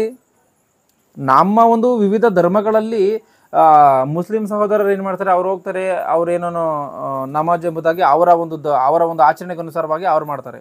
ಈ ಹಿಂದೂ ಸಹೋದರರು ಏನು ಮಾಡ್ತಾರೆ, ಅವರೇನೋ ಒಂದು ರೀತಿಯಲ್ಲಿ ಈ ರೀತಿಯಾಗಿ ಮಾಡ್ತಾರೆ. ಈಗ ನಾವೇನು ಮಾಡ್ತೀವಿ, ನಾವು ಕೂಡ ಏನೋ ಕೈ ಮುಕ್ಕೊಂಡು ಪ್ರಾರ್ಥನೆ ಅಂತೇಳಿ ಮಾಡ್ತೀವಿ. ಅಂದರೆ ಇವೆಲ್ಲ ಪೂಜೆಗಳಂತ ನೋಡುವಾಗ ವಿವಿಧವಾದಂಥ ಪೂಜೆಗಳೇ ಇವೆಲ್ಲನ. ಚೆನ್ನಾಗಿದ್ದನ್ನು ಅರ್ಥ ಮಾಡ್ಕೊಳ್ಳಿ. ಇಲ್ಲಿ ದೇವದೂತರು ಏನು ಮಾಡ್ತಾ ಇದ್ದಾರೆ? ಪೂಜಿಸ್ತಾ ಇದ್ದಾರೆ. ಒಂದೇ ಮಾತು ಹೇಳ್ಬೇಕು ಅಂದ್ರೆ ಪೂಜಿಸ್ತಾ ಇದ್ದಾರೆ. ಯಾವ ರೀತಿಯಾಗಿ? ದೇವರಾದ ಕರ್ತನು ಪರಿಶುದ್ಧನು ಪರಿಶುದ್ಧನು ಪರಿಶುದ್ಧನು. ಅಂದರೆ ಇವ್ರಿಗೆ ಅದೇ ಕೆಲಸ ಬಂದ್ರೆ ನೋಡಿದ್ರೆ ಅದೇ ಕೆಲಸ. ಓದೇನು ಮುಂದೆ ಅದ? ಯೆಹೋವನು ಪರಿಶುದ್ಧನು ಪರಿಶುದ್ಧನು ಪರಿಶುದ್ಧನು, ಭೂಮಂಡಲವೆಲ್ಲವಲ್ಲ ಆತನ ಪ್ರಭಾವದಿಂದ ತುಂಬಿದೆ ಎಂದು ಕೂಗಿ ಹೇಳಿದನು. ಭೂಮಂಡಲವೆಲ್ಲ ಆತನ ಪ್ರಭಾವದಿಂದ ತುಂಬಿದೆ ಅಂತ. ಅಂದ್ರೆ ಈ ಒಂದು ರೋಮಪುರದವರೆಗೆ ಬರೆದ ಪತ್ರಿಕೆ 1ನೇ ಈತನ 20ನೇ ವಚನದ ಪ್ರಕಾರವಾಗಿ ಈ ಸೃಷ್ಟಿಯನ್ನು ನೋಡಿದ್ರೆ ದೇವರು ಕಾಣ್ತಾನೆ. ಯಾವ ರೀತಿಯಾಗಿ ಅಂದ್ರೆ, ದೇವರು ಯಾವ ರೀತಿಯಾಗಿ ಹುಟ್ಟು ಸಾವು ಇಲ್ಲದಂಥವನೋ, ದೇವರಿಗೆ ಯಾವ ರೀತಿಯಾಗಿ ನಾಶನ ಎನ್ನುವಂಥದ್ದು ದೇವರಿಗೆ ಇಲ್ವೋ, ಅದೇ ರೀತಿಯಾಗಿ ಇವತ್ತು ಈ ಸೂರ್ಯನನ್ನು ನೋಡಿದ್ರೆ ಕೋಟಿ ವರ್ಷಗಳಿಂದ, ಅಂದರೆ ಸುಮಾರು 1500 ಕೋಟಿ ವರ್ಷಗಳ ಹಿಂದಿನಿಂದಲೂ ಇವತ್ತಿನವರೆಗೂ ಕೂಡ ಆ ಸೂರ್ಯನು ಉರಿತಾ ಇದ್ದಾನೆ. ಅಂದರೆ ನಿತ್ಯ ಶಕ್ತಿ ಇದೆ ಅಂತ ನೋಡಿದ್ರೆ ನಿತ್ಯ ಶಕ್ತಿ ಇದೆ. ಇದು ದೇವರಿಗಿರುವಂಥ ಲಕ್ಷಣ. ಈ ಸೃಷ್ಟಿಯಲ್ಲಿ ಎಲ್ಲ ವಸ್ತುಗಳನ್ನು ನೋಡಿ ದೇವ್ರನ್ನ ಅರ್ಥ ಮಾಡ್ಕೋಬೇಕು. ನಾವಿವತ್ತೇನೋ ದೇವ್ರು ನಮಗೆ ರೋಗ ತೆಗೆದುಬಿಟ್ಟ, ದೇವ್ರು ನಮ್ಗೆ ಅದು ಮಾಡ್ಬಿಟ್ಟ ಇದು ಮಾಡ್ಬಿಟ್ಟ, ಈ ರೀತಿಯಾಗೆಲ್ಲ ದೇವ್ರನ್ನ ಅರ್ಥ ಮಾಡ್ಕೋಬೇಕಾಗಿರೋದು. ಈ ಸೃಷ್ಟಿಯನ್ನು ನೋಡಿ ಮನುಷ್ಯನು ದೇವ್ರನ್ನ ಅರ್ಥ ಮಾಡ್ಕೋಬೇಕಂತ. ಅಂದರೆ ಈ ಸೃಷ್ಟಿಯನ್ನೆಲ್ಲ ಉಂಟು ಮಾಡಿರುವಂಥದ್ದು ಯಾರು? ಇದರಿಂದ ದೇವರಿದ್ದಾನೆ, ಇದರಿಂದ ಆ ದೇವರೇ ಇದ್ದಾನೆ, ಆ ಸೃಷ್ಟಿಕರ್ತನ ಇದನ್ನೆಲ್ಲವನ್ನು ನಡೆಸ್ತಾ ಇದ್ದಾನೆ ಅಂತೇಳಿ ಈ ರೀತಿಯಾಗಿ ಅರ್ಥ ಮಾಡಿಕೊಳ್ಳಬೇಕು. ಅದಕ್ಕೋಸ್ಕರವೇ ಏನು ಮಾಡಿದ್ದಾನೆ, ದೇವರು ಇದನ್ನೆಲ್ಲವನ್ನ ಇಟ್ಟಿದ್ದಾನೆ. ಅರ್ಥ ಆಗ್ತಾಯ್ತಾ? ಭೂಮಂಡಲವೆಲ್ಲ ಆತನ ಪ್ರಭಾವದಿಂದ ತುಂಬಿದೆ. ಮುಂದೆ ಕೂಗಿ ಹೇಳಿದನು, ಕೂಗುವವನ ಶಬ್ದಕ್ಕೆ ದ್ವಾರದ ಅಸ್ಥಿವಾರವು ಕದಲಿತು. ಅಂದ್ರೆ ಇವರು ದೊಡ್ಡ ಧ್ವನಿಯಿಂದ ಇಲ್ಲಿ ದೇವರನ್ನ ಆರಾಧನೆ ಮಾಡ್ತಾ ಇದ್ದಾರೆ ಎನ್ನುವಂಥದ್ದು ಖಚಿತವಾಗಿ ಈ ಮಾತುಗಳ ಮೂಲಕವಾಗಿ ಅರ್ಥವಾಗುತ್ತೆ. ಪ್ರಕಟಣೆ ಗ್ರಂಥ 4ನೇ 6ರಿಂದ ಓದಿ. ಪ್ರಕಟಣೆ ಗ್ರಂಥ 4ನೇ ಅಧ್ಯಾಯ 6ನೇ ವಚನದಿಂದ. ಇದಲ್ಲದೆ ಸಿಂಹಾಸನದ ಮುಂದೆ ಸ್ಫಟಿಕಕ್ಕೆ ಸಮಾನವಾದ ಗಾಜಿನ ಸಮುದ್ರವಿದ್ದ ಹಾಗೆ ತೋಚಿತು. ಸಿಂಹಾಸನದ ಮಧ್ಯದಲ್ಲಿ ಅದರ 4 ಕಡೆಗಳಲ್ಲಿ 4 ಜೀವಿಗಳಿದ್ದವು. ಅವುಗಳಿಗೆ ಹಿಂದೆ ಮುಂದೆ ತುಂಬಾ ಕಣ್ಣುಗಳಿದ್ದವು. ಮೊದಲನೇ ಜೀವಿಯು ಸಿಂಹದಂತಿತ್ತು, ಎರಡನೇ ಜೀವಿಯು ಹೋರಿಯಂತಿತ್ತು, ಮೂರನೇ ಜೀವಿಯು ಮುಖವು ಮನುಷ್ಯನ ಮುಖದಂತಿತ್ತು, ನಾಲ್ಕನೆಯ ಜೀವಿಯು ಹಾರಾಡುವ ಗರುಡ ಪಕ್ಷಿಯಂತಿತ್ತು. ಆ 4 ಜೀವಗಳೊಳಗೆ ಒಂದರೊಂದಕ್ಕೆ 6 ರೆಕ್ಕೆಗಳಿದ್ದವು. ಆ ಜೀವಿಗಳಿಗೆ ಸುತ್ತಲೂ ಒಳಗೂ ತುಂಬಾ ಕಣ್ಣುಗಳಿದ್ದವು. ಆ ಜೀವಿಗಳು ಹಗಲಿರುಳು ಇಲ್ಲಿ ನೋಡಿ, ಯೆಶಾಯ ಗ್ರಂಥ 6ನೇ ಅಧ್ಯಾಯದಲ್ಲಿ ಓದಿದಂತ ಆ ಒಂದು ಸೆರಾಫಿಯರು ಕೆರೂಬಿಯರು ಎಂಬುದಾಗಿ ಏನನ್ನು ಓದ್ಕೊಂಡ್ವೋ ಅವರೇ ಇಲ್ಲಿ ಪ್ರಕಟಣೆ ಗ್ರಂಥದಲ್ಲಿ ಇರುವಂತವರು. ಅಲ್ಲಿ ಸೆರಾಫಿಯರು ಎಂಬುದಾಗಿ ಬರೆಯಲ್ಪಟ್ಟಿದೆ, ಇಲ್ಲಿ ಪ್ರಾಣಿಗಳು ಎಂಬುದಾಗಿ, ಜೀವಿಗಳು ಎಂಬುದಾಗಿ ಬರೆಯಲ್ಪಟ್ಟಿದೆ. ಅಂದ್ರೆ ಅವರು ಇವರು ಒಂದೇನಾದ್ರೂ ನೋಡಿದ್ರೆ ಒಂದೇ. ಸೆರಾಫಿಯರು ಕೆರೂಬಿಯರು ಅಂದ್ರೆ ಇವ್ರು ಯಾರು ಅಂದ್ರೆ ದೇವದೂತರೇನೇನೆ. ಅಲ್ಲಿ ಆ ರೀತಿಯಾಗಿ ಬರೆಯಲ್ಪಟ್ಟಿದೆ, ಅವರೇನೇನೆ ಇಲ್ಲಿ ಪ್ರಕಟಣೆ ಗ್ರಂಥದಲ್ಲೂ ಕೂಡ ಬರೆಯಲ್ಪಟ್ಟಿದೆ. ಇವ್ರು ಏನ್ ಮಾಡ್ತಾ ಇದಾರಂತೆ, ಹಗಲಿರುಳು ವಿಶ್ರಮಿಸಿಕೊಳ್ಳದೆ. ಓದ್ಸುತ್ತದ? ಹೌದು, ಮುಂದೆ ದೇವರಾದ ಕರ್ತನು ಪರಿಶುದ್ಧನು ಪರಿಶುದ್ಧನು. ಇನ್ನೊಂಚೂರು ಇಲ್ಲಿಂದ ಹಗಲಿರುಳು ವಿಶ್ರಮಿಸಿಕೊಳ್ಳದೆ, ಅಲ್ಲಿಂದ ಓದು. ಒಳಗೂ ತುಂಬಾ ಕಣ್ಣುಗಳಿದ್ದವು. ಜೀವಿಗಳು ಹಗಲಿರುಳು ವಿಶ್ರಮಿಸಿಕೊಳ್ಳದೆ. ಹಗಲಿರುಳು ವಿಶ್ರಮಿಸಿಕೊಳ್ಳದೆ. ನೋಡಿ, ಇಲ್ಲಿ ನಾವು ದೇವರಿಗೆ ಎಷ್ಟೊತ್ತು ಪ್ರೇಯರ್ ಮಾಡ್ತೀವಿ, ಇಲ್ಲ ದೇವ್ರಿಗೆ ನಾವು ಎಷ್ಟೊತ್ತು ಸ್ತುತಿಯನ್ನ ಮಾಡ್ತೀವಿ. ಸ್ವಲ್ಪ ಮಾಡ್ಬೋದು, ಇಲ್ಲ ಒಂದು ಮಧ್ಯಾಹ್ನ ಮಾಡೋ ಒಂದು ದಿನ ಮಾಡ್ಬೋದು. ಹಗಲು ರಾತ್ರಿ ವಿಶ್ರಮಿಸಿಕೊಳ್ಳದೆ ಮಾಡ್ತೀವ. ಆದ್ರೆ ದೇವದೂತರ ಹಗಲು ರಾತ್ರಿ ತೆಗೆದುಕೊಳ್ಳದೆ ದೇವ್ರನ್ನ ಹೊಗಳ್ತಾ ಇದೆ ಬಂತೆ. ಓದ್ ಮುಂದೆ ಅದ. ದೇವರಾದ ಕರ್ತನು ಪರಿಶುದ್ಧನು ಪರಿಶುದ್ಧನು ಪರಿಶುದ್ಧನು, ಅವನು ಸರ್ವಶಕ್ತನು, ವರ್ತಮಾನ ಭೂತ ಭವಿಷ್ಯತ್ ಕಾಲಗಳಲ್ಲಿ. ಸಾಕು ನೋಡು, ದೇವರಾದ ಕರ್ತನು ಪರಿಶುದ್ಧನು ಪರಿಶುದ್ಧನು ಪರಿಶುದ್ಧನು ಎಂಬುದಾಗಿ ಹಗಲು ರಾತ್ರಿ ವಿಶ್ರಮಿಸಿಕೊಳ್ಳದೆ ಅವ್ರು ಸ್ತುತಿ ಮಾಡ್ತಾ ಇದ್ದಾರಂತೆ. ಇದೇ ದೇವದೂತರ ಪೂಜೆ ಅಂದ್ರೆ. ಅರ್ಥ ಮಾಡ್ಕೊಳ್ಳಿದ್ದೇನೆ. ದೇವದೂತರ ಕೆಲಸ ಐತೆ ಏನು, ದೇವ್ರು ಏನು ಹೇಳ್ತಾರೋ ಅದನ್ನು ಬಂದು ಮಾಡಿ ಹೋಗುವಂಥದ್ದು ಐತಿ, ಅದು ಕೆಲಸ. ಈ ಪೂಜೆ ಅಂದ್ರೆ ಏನು ಅಂದ್ರೆ ದೇವ್ರನ್ನ ಯಾವಾಗಲೂ ಸ್ತುತಿ ಮಾಡುವಂಥದ್ದು ಐತಲ್ಲ, ಇದೇ ಪೂಜೆ ಅಂದ್ರೆ, ಇದೇ ದೇವದೂತರ ಪೂಜೆ. ಅರ್ಥ ಆಗ್ತಾಯ್ತಾ? ಇವ್ರು ಯಾವಾಗಲೂ ದೇವ್ರನ್ನ ಸ್ತುತಿ ಮಾಡುವಂಥದ್ದೇ ಇವ್ರ ಕೆಲಸನ ಅಂದ್ರೆ ನೋಡಿ, ಅದೇ ಇವ್ರ ಕೆಲಸ, ಬೇರೆ ಇವ್ರಿಗೆ ಇನ್ನೇನು ಕೆಲಸ ಇಲ್ಲ. ಬೇರೆ ಕೆಲಸಕ್ಕೆ ಭೂಲೋಕಕ್ಕೆ ಬರ್ಬೇಕಂದ್ರೆ ಬೇರೆ ದೇವದೂತರಿದ್ದಾರೆ. ಅಂದರೆ ಸ್ತುತಿ ಮಾಡೋದಕ್ಕೆ ಬೇರೆ ಸಪ್ರೇಟ್ ಆಗಿದ್ದಾರೆ, ಭೂಲೋಕಕ್ಕೆ ಬರೋದಕ್ಕೆ ಬೇರೆ ಸಪ್ರೇಟ್ ಇದ್ದಾರೆ, ಯುದ್ಧವನ್ನು ಮಾಡುವುದಕ್ಕೆ ಬೇರೆ ಸಪ್ರೇಟ್ ಇದ್ದಾರೆ. ಮಿಕಾಯೇಲನು ಯುದ್ಧವನ್ನು ಮಾಡ್ತಾನಲ್ಲ, ಅಲ್ಲಿ ಗಬ್ರಿಯೇಲನು ಬಂದಿಲ್ಲ, ಮಿಕಾಯೇಲನು ಹೋಗಿ ಯುದ್ಧವನ್ನು ಮಾಡ್ತಾನೆ. ಯಾಕೆ ಗಬ್ರಿಯೇಲನು ಬಂದಿಲ್ಲ? ಗಬ್ರಿಯೇಲನ ಕೆಲಸ ಅದಲ್ಲ. ಚೆನ್ನಾಗಿದ್ದನ್ನು ಅರ್ಥ ಮಾಡ್ಕೋಬೇಕು. ಇವತ್ತು ಮನುಷ್ಯನ ಒಂದು ಯಾವ ರೀತಿಯಾಗಿ ಒಂದು ಕಾನೂನು ವ್ಯವಸ್ಥೆಗಳನ್ನು ಮಾಡ್ಕೊತಾನೆ ಅಂದರೆ ಡಿಪಾರ್ಟ್ಮೆಂಟ್ಗಳನ್ನು ಮಾಡ್ಕೊತಾನೆ. ಆಯಾ ಡಿಪಾರ್ಟ್ಮೆಂಟ್ಗಳು ಅದನ್ನು ನಡೆಸಬೇಕೆಂಬುದಾಗಿ. ಪರಲೋಕದಲ್ಲೂ ಕೂಡ ದೇವರು ಮಹಾನ್ ಶಕ್ತನಾಗಿರುವಂಥ ದೇವರು ಡಿಪಾರ್ಟ್ಮೆಂಟ್ಗಳನ್ನು ಇಟ್ಟಿದ್ದಾನೆ. ಅದೇನು ಅಂತ ಅಂದರೆ ಯಾವ ದೇವದೂತರುಗಳಿಗೆ ದೇವರು ಯಾವ ಕೆಲಸವನ್ನು ನೇಮಕ ಮಾಡಿದಾನೋ ಅದನ್ನೇ ಮಾಡ್ಬೇಕು ಅವರು, ಬೇರೆ ಏನೂ ಮಾಡೋಂಗಿಲ್ಲ. ಯುದ್ಧವನ್ನು ಮಾಡುವಂಥವನು ಹೋಗಿ ಶುಭ ಸಮಾಚಾರವನ್ನು ತಿಳಿಸಂಗಿಲ್ಲ. ಶುಭ ಸಮಾಚಾರವನ್ನು ತಿಳಿಸುವಂಥವನೇ ಬೇರೆ, ಕೊಚ್ಚಾಕುವಂಥವನೇ ಬೇರೆ, ಯುದ್ಧವನ್ನು ಮಾಡುವಂಥವನೇ ಬೇರೆ. ಈ ರೀತಿಯಾಗಿ ವಿಧ ವಿಧವಾದಂಥ ದೇವದೂತರಲ್ಲಿ ಸ್ಪಷ್ಟವಾಗಿ ಇಲ್ಲಿ ಕಾಣುತ್ತೆ ಅನ್ನುವಂಥದ್ದನ್ನು ನೀವು ಖಚಿತವಾಗಿ ಅರ್ಥ ಮಾಡ್ಕೋಬೇಕು. ಈಗ ಯಾಕೆ ಇಲ್ಲಿ ಪೌಲನು ದೇವದೂತರ ಪೂಜೆಯಲ್ಲಿ ಆಸಕ್ತರಾಗಿದ್ದಾರೆ ಅಂತೇಳಿ ತಪ್ಪುವರಿಸಿ ಮಾತಾಡ್ತಿದ್ದಾನೆ ಅಂತ ಅಂದರೆ ಅದನ್ನು ಮಾಡಂಗಿಲ್ಲ ಅಂತ ಚೆನ್ನಾಗಿ ಅರ್ಥ ಮಾಡ್ಕೊಳ್ಳಿ. ಅಂದರೆ ನಾವು ದೇವರಿಗೆ ಸ್ತುತಿ ಮಾಡುವಂಥದ್ದು ತಪ್ಪ ಅಂತ ಕೇಳಿದ್ರೆ ತಪ್ಪಲ್ಲ. ದೇವರಿಗೆ ನಾವು ಸ್ತುತಿ ಮಾಡುವಂಥದ್ದು ತಪ್ಪಲ್ಲ, ಆದರೆ ಅದೇ ಕೆಲಸವಾಗಬಾರ್ದು. ಯಾಕೆ ಅಂದರೆ ರೋಮಪುರದವ್ರಿಗೆ ಬರೆದ ಪತ್ರಿಕೆ 10ನೇ ಅಧ್ಯಾಯ 9ನೇ ವಚನದಲ್ಲಿ ಏನಿದೆ ಅಂದರೆ, ದೇವರಾದ ಕರ್ತನನ್ನು ಅಂದರೆ ಯೇಸು ಕ್ರಿಸ್ತನನ್ನು ನಾವು ಆತನನ್ನು ಸತ್ತವರೊಳಗಿಂದ ತಂದೆಯಾದಂಥ ದೇವರು ಎಬ್ಬಿಸಿದ್ದಾನೆ ಅಂತೇಳಿ ಹೃದಯದಿಂದ ನಂಬಿ ಬಾಯಿಂದ ಆರೈಕೆ ಮಾಡಿಬಿಟ್ರೆ ರಕ್ಷಣೆ ಆಗುತ್ತೆ ಎಂಬುದಾಗಿದೆ. ಮಾರ್ಕನ ಬರೆದ ಸುವಾರ್ತೆ 16ನೇ ಅಧ್ಯಾಯ 16ನೇ ವಚನದಲ್ಲಿ ನೋಡುವಂಥದ್ದಾದರೆ ನಂಬಿ ದೀಕ್ಷಾ ಸ್ನಾನ ಮಾಡಿಸಿಕೊಳ್ಳುವ ರಕ್ಷಣೆ ಹೊಂದುವನು ಎಂಬುದಾಗಿ ಐತೆ. ಮತ್ತಾಯನ ಬರೆದ ಸುವಾರ್ತೆ 28ನೇ ಅಧ್ಯಾಯದಲ್ಲಿ ಕಡೆಯವರೆಗೂ ತಾಳಿಕೊಳ್ಳುವನು ರಕ್ಷಣೆ ಹೊಂದುವನು ಎಂಬುದಾಗಿ ಐತೆ. ಅಂದರೆ ಈ 3 ವಿಧಗಳಲ್ಲಿ ಕಾಣುತ್ತೆ.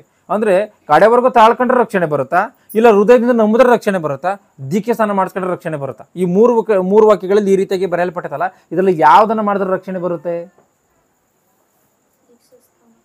ಅಂದರೆ ನಂಬುವಂಥದ್ದು ಬೇಡವಾ?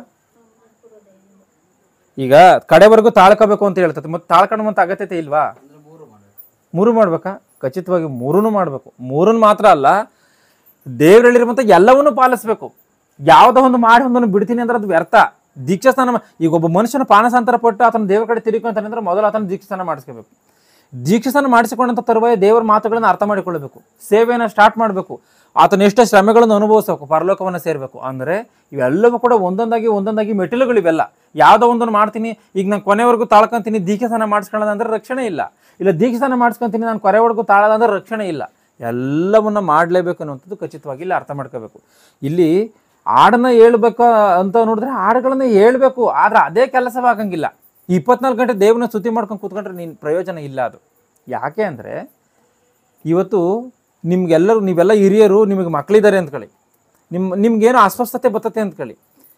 ಈಗ ಏನು ಮಾಡ್ತೀರಿ, ನನಗೆ ಹಿಂಗೆ ಅಸ್ವಸ್ಥತೆ ಐತೆ ಕಣಪ್ಪ, ನನಗೊಂದು ಟ್ಯಾಬ್ಲೆಟ್ ತಂದು ಕೊಡು, ಇಲ್ಲ ನನ್ನ ಹಾಸ್ಪಿಟ್ಲಿಗೆ ಕರ್ಕೊಂಡು ಹೋಗು ಅಂತ ಏನೋ ಹೇಳ್ತೀರಾ. ಅವರು ಅದನ್ನು ಮಾಡ್ದಲೇ ನಿಮ್ಮನ್ನು ಹಾಸ್ಪಿಟ್ಲಿಗೂ ಕರ್ಕೊಂಡು ಹೋಗಲಿ, ನಿಮಗೆ ಟ್ಯಾಬ್ಲೆಟನ್ನು ಕೊಡ್ದಲೇನೆ ಅವ್ವ ನೀನು ಒಳ್ಳೆಯವಳು, ಅವ್ವ ನೀನು ಚೆನ್ನಾಗಿದೆಯಾ, ನೀನು ಚೆನ್ನಾಗಿ ನನ್ನ ನೋಡ್ಕೊತಾ ಇದ್ದೆ, ಈ ರೀತಿಯಾಗಿ ನೀನು ಬಾಯಿ ಮಾತಿನ ಮೂಲಕವಾಗಿ ನಿಮ್ಮನ್ನು ಹೊಗಳ್ತಾ ಇದ್ರೆ, ನಿಮ್ಮನ್ನು ಟ್ಯಾಬ್ಲೆಟು ಕೊಡ್ದಂಗೆ ಹಾಸ್ಪಿಟ್ಲಿಗೂ ಕರ್ಕೊಂಡು ಹೋಗ್ದಂಗೆ ನಿಮ್ಗೆ ಯಾವ ಉಪಕಾರವನ್ನು ಮಾಡ್ದಲೇನೆ ನೀನು ಒಳ್ಳೆಯವಳು ಎಂಬುದಾಗಿ ಈ ರೀತಿಯಾಗಿ ಹೊಗಳ್ತಾ ಇದ್ರೆ ನಿಮ್ಗೆ ಅದು ಯಾವ ರೀತಿಯಾಗಿರುತ್ತೆ? ಸಂತೋಷನ ಅದು? ಹಂಗೆ ದೇವರು ಕೆಲಸವನ್ನು ನೇಮಕ ಮಾಡಿದ್ದಾನೆ, ಕೆಲಸವನ್ನು ಹೇಳಿದ್ದಾನೆ. ಮಾರ್ಕ 16:15 ನೀವು ಸರ್ವಲೋಕಕ್ಕೆ ಹೋಗಿ ಜಗತ್ತಿಗೆಲ್ಲ ಸುವಾರ್ತೆಯನ್ನು ಸಾರ್ರಿ ಎಂಬುದಾಗಿ ಹೇಳಿದ್ದಾನೆ. ಅದು ಕೆಲಸ, ಅದು ಗೊತ್ತಾಯ್ತಾ? ಅದು ಕೆಲಸ, ಅದನ್ನು ಮಾಡಬೇಕು. ಅದನ್ನು ಮಾಡೋದನ್ನು ಬಿಟ್ಬಿಟ್ಟು ಯಾವಾಗಲೂ ದೇವರಿಗೆ ಸ್ತುತಿಪದಗಳನ್ನು ಆಡ್ಕೊಂಡು ದೇವ್ರ ಬಗ್ಗೆ ನಾವು ಹಾಡುಗಳನ್ನು ಹೇಳ್ಕೊಂಡು ಒಳಗೆ ಕದಾಕೊಂಡು 4 ಗೋಡೆಗಳ ಮಧ್ಯದಲ್ಲಿ ಕೂತ್ಕೊಂಡ್ರೆ ದೇವ್ರು ಏನು ಮಾಡ್ಬೇಕು? ನಮ್ಮನ್ನು ನಿತ್ಯ ನಾಶನಕ್ಕೆ ನಡೆಸಿಬಿಡ್ತಾನೆ. ಅರ್ಥ ಆಯ್ತಾ? ಚೆನ್ನಾಗಿದ್ದನ್ನು ಅರ್ಥ ಮಾಡ್ಕೋಬೇಕು. ದೇವದೂತರ ಪೂಜೆ ಅಂದರೆ ಹಗಲು ರಾತ್ರಿ ವಿಶ್ರಮಿಸಿಕೊಳ್ಳದೇನೆ ಸ್ತುತಿ ಮಾಡುವಂಥದ್ದು. ಈಗ ನಾವು ಅದನ್ನು ಮಾಡಂಗಿಲ್ವಂತೆ. ಕೆಲವರು ಅತಿ ವಿನಯದಲ್ಲಿಯೂ ದೇವದೂತರ ಪೂಜೆಯಲ್ಲಿ ಆಸಕ್ತರಾಗಿದ್ದಾರೆ ಅಂತ ಹೇಳಿ ಪೌಲನು ಕೊಲೊಸೆ 2:18 ಹೇಳ್ತಾ ಇದ್ದಾನೆ. ಅಂದರೆ ಯಾವಾಗಲೂ ನಾವು ಹಾಡುಗಳನ್ನ ಹಾಡ್ಕೊಂಡು ಕೂತ್ಕೊಳ್ಳುವಂಥದ್ದು ತಪ್ಪು. ಹಾಡುಗಳನ್ನ ಹೇಳುವಂಥ ಸಮಯದಲ್ಲಿ ಹಾಡುಗಳನ್ನು ಹೇಳ್ಬೇಕು. ಅದು ಯಾವ ರೀತಿಯಾಗಿ ಹಾಡುಗಳನ್ನು ಹೇಳ್ಬೇಕು ಅಂದರೆ ವಾಕ್ಯಕ್ಕೆ ಅನುಸಾರವಾಗಿರಬೇಕು. ಅಂದರೆ ಬೈಬಲಲ್ಲಿ ಇರುವಂಥ ಮಾತುಗಳಿಗೆ ಅನುಸಾರವಾಗಿ ಇರಬೇಕು. ಒಂದು ಹಾಡನ್ನು ನಾವು ಹೇಳಿದ್ದೀವಿ ಅಂತ ಅಂದರೆ ಆ ಹಾಡಿನಲ್ಲಿ ದೇವರ ಸಂದೇಶ ಒಬ್ಬ ಮನುಷ್ಯನಿಗೆ ತಿಳಿಬೇಕು. ಅಂದರೆ ಆತನ ಪಾಪ ಎನ್ನುವಂಥ ವಿಚಾರ ಆಗಿರ್ಬೋದು, ಇಲ್ಲ ದೈವರ ಒಂದು ಜ್ಞಾನ ಎನ್ನುವಂಥದ್ದು ಆತನಿಗೆ ಅರ್ಥವಾಗುವಂಥ ರೀತಿಯಲ್ಲಿ ಆಗಿರ್ಬೋದು, ಆತನ ಆತ್ಮಕ್ಕೆ ಯಾವುದೋ ಒಂದು ಆದಾಯವಾಗುವಂಥ ರೀತಿಯಲ್ಲಿ ಆ ಹಾಡು ಇರಬೇಕು. ಯಾವಾಗಲೂ ನಿನಗೆ ಸ್ತೋತ್ರ, ನಿನ್ನ ಸ್ತುತಿ, ನನ್ನನ್ನು ಕಾಪಾಡು, ನನ್ನನ್ನು ಆಶೀರ್ವದಿಸು, ಈ ರೀತಿಯಾಗಿದ್ದರೆ ಏನೂ ಪ್ರಯೋಜನ ಇಲ್ಲ. ಬರೆಯಲ್ಪಟ್ಟಿರುವಂಥ ಹಾಡು ವಾಕ್ಯಕ್ಕೆ ಅನುಸಾರವಾಗಿ ಇರಬೇಕು. ಇದು ಮೊದಲು. ಆ ಹಾಡನ್ನು ಕೂಡ ಯಾವಾಗಲೂ ಹೇಳ್ಕೊಂಡು ಕಾಲ ಕಳೆಯಂಗಿಲ್ಲ. ಹಾಡು ಹೇಳುವಂಥ ಸಮಯದಲ್ಲಿ ಹಾಡನ್ನು ಹೇಳಬೇಕು, ಪ್ರಾರ್ಥನೆ ಮಾಡುವಂಥ ಸಮಯದಲ್ಲಿ ಪ್ರಾರ್ಥನೆಯನ್ನು ಮಾಡಬೇಕು, ಸೇವೆ ಮಾಡುವಂಥ ಸಮಯದಲ್ಲಿ ಹೋಗಿ ಸುವಾರ್ತೆಯನ್ನು ಹೇಳಬೇಕು, ಬೈಬಲನ್ನು ಓದುವಂಥ ಸಮಯದಲ್ಲಿ ಓದಬೇಕು. ಎಲ್ಲವನ್ನ ಮಾಡಿ ಆತನು ಸಿದ್ಧಿಗೆ ಬರಬೇಕು. ಇದನ್ನು ಚೆನ್ನಾಗಿ ಅರ್ಥ ಮಾಡ್ಕೊಳ್ಬೇಕು. ಅರ್ಥ ಆಗ್ತಾಯ್ತಾ? ಇದನ್ನೆಲ್ಲವನ್ನ ಇದರಂತೆಯೇ ನಾವು ಬದುಕಿದ್ರೇನೆ ಪರಲೋಕ ಎನ್ನುವಂಥದ್ದು. ಕೊನೆದಾಗ ರೋಮರು 12:1 ಓದಿ.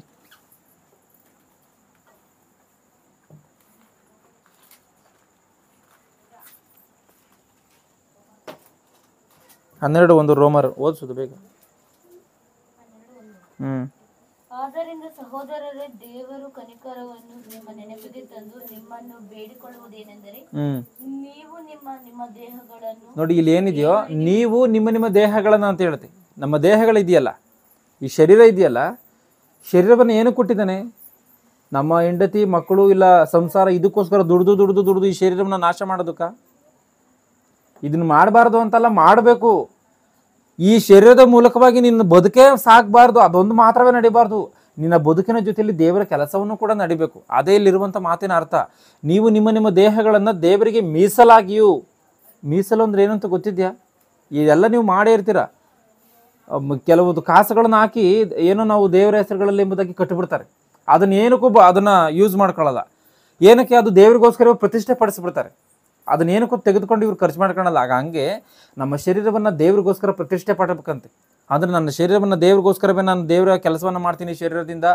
ನನ್ನ ಶರೀರದಿಂದ ದೇವರನ್ನು ಮಹಿಮೆ ಪಡಿಸ್ತೀನಿ. ನನ್ನ ಶರೀರದಿಂದ ದೇವರ ಕೆಲಸಗಳನ್ನು ಮಾಡುವಂಥದ್ರ ಮೂಲಕವಾಗಿ ಅನೇಕ ಆತ್ಮಗಳನ್ನು ಕಾಪಾಡ್ತೀನಿ.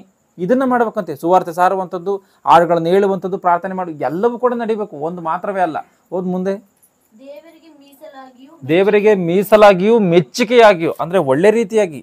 ಹಳೆ ಒಡಂಬಡಿಕೆಯಲ್ಲಿ ಯಜ್ಞವನ್ನು ಸಮರ್ಪಣೆ ಮಾಡುವಂಥ ಸಮಯದಲ್ಲಿ ಯಾವುದೋ ಕುಂದು ಕೊರತೆ ದೋಷ ಇಂಥವುಗಳನ್ನು ತಂದು ಯಜ್ಞ ಸಮರ್ಪಣೆಯನ್ನು ಮಾಡ್ತಿರ್ಲಿಲ್ಲ. ದೇವರದಕ್ಕೆ ಅನುಮತಿಯನ್ನು ಕೊಟ್ಟಿಲ್ಲ. ಯಾವುದನ್ನು ಮಾಡಬೇಕಾಗಿತ್ತು ಅಂದರೆ ಯಾವ ದೋಷವೂ ಇರಬಾರ್ದು ಅದರಲ್ಲಿ. ದೇವರಾಲಯದಲ್ಲಿ ತಂದು ಸಮರ್ಪಣೆ ಮಾಡುವಂಥ ಪಶು ಅದು ಕುಂದು ಕೊರತೆ ಇಲ್ಲದಂಥ ರೀತಿಯಲ್ಲಿ ಪೂರ್ಣಾಂಗವಾಗಿ ಇರಬೇಕಾಗಿತ್ತು. ಆ ರೀತಿಯಾಗಿ ನಾವು ನಮ್ಮ ದೇಹವನ್ನು ಸಂಪೂರ್ಣವಾಗಿ ದೇವರ ಸೇವೆಯಲ್ಲಿ ಹಾಕಬೇಕು. ನಿಮ್ಮ ಕೆಲಸ ಕಾರ್ಯಗಳವೆಲ್ಲ ಸೆಕೆಂಡ್ರಿ. ಫಸ್ಟ್ ಪ್ರಿಫರೆನ್ಸ್ ದೇವರ ಕೆಲಸಕ್ಕೆ ಕೊಡಬೇಕು. ಆನಂತರ ಅವನು ಮಾಡಬೇಕು. ಅವನು ಬಿಡಂಗಿಲ್ಲ. ಯಾಕೆಂದರೆ ದುಡಿದ್ರೆ ಈ ಭೂಮಿಯಲ್ಲಿ ಬದುಕೋದಕ್ಕೆ ಸಾಧ್ಯ ಇಲ್ಲ ಅಂದ್ರೆ ಆಗಲ್ಲ. ಅರ್ಥ ಆಯ್ತಾ? ಮುಂದೆ ಹೋದು. ಸಜೀವ ಯಜ್ಞವಾಗಿ. ಅರ್ಥ ಆಗ್ತೈತಾ? ಸತ್ತ ಮೇಲೆ ಅಲ್ಲ, ಸಜೀವವಾಗಿ ಜೀವಂತವಾಗಿ ಇದ್ದಾಗ ದೇವರಿಗೆ ಸಮರ್ಪಣೆ ಮಾಡ್ಬೇಕಂತೆ. ಇದೇ ನಿಮ್ಮ ವಿವೇಕಪೂರ್ವಕವಾದಂಥ ಆರಾಧನೆ ಎಂಬುದಾಗಿ ಹೇಳುತ್ತೆ. ಅಂದರೆ ಜ್ಞಾನದಿಂದ ಮಾಡುವಂಥ ಆರಾಧನೆ ಇದೇನೆ. ಹಾಡುಗಳನ್ನು ಹೇಳ್ಕೊಂಡು ಕೂತ್ಕೊಳ್ಳೋದಲ್ಲ. ಅರ್ಥ ಆಯ್ತಾ? ನಾನು ಏನು ಹೇಳಿದ್ದು ಹೇಳ್ತೀರಾ ಈಗ? ಹಾಡು ಹೇಳೋದು ಏನಕ್ಕೋಸ್ಕರ? ಅರ್ಥ ಆಯ್ತಾ ನಾನು ಹೇಳಿದ್ದು? ಇವ್ರು ತಡ್ರಿ, ಇವ್ರು ಏನು ಹೇಳ್ತಾರೆ? ಅರ್ಥ ಆಯ್ತಾ? ಏನು ಅರ್ಥ ಆಯ್ತು ಹೇಳ್ರಿ? ಅಷ್ಟೇನಾ? ನಿಮ್ಗೇನೈತಿ? ನಿಮ್ಮ 3 ಜನಕ್ಕೆ ಏನು ಅರ್ಥ ಆಯ್ತು? ಅಲ್ಲ, ಇವ್ರಿಗೆ ಓದಿದ್ರಿಗೆ